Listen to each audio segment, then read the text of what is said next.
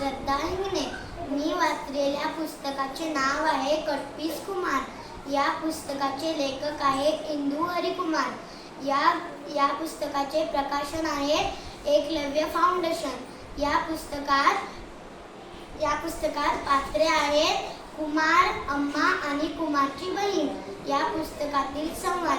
सकाळी अम्मा उठली आणि तिने कुमारला पाहिले आणि तिने कुमारला सांगितलं, अरे कुमार, आपल्या घरी आता बाळ येणार आहे.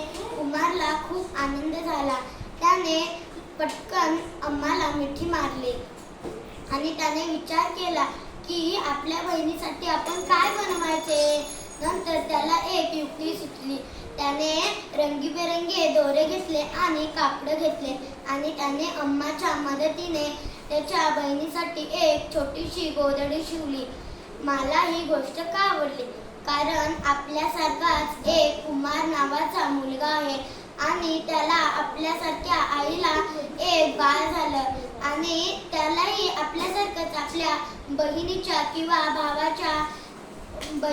किंवा भावाला लाड करायला खूप आवडते. म्हणून मला ही कटपीस कुमार गोष्ट आवडली. धन्यवाद.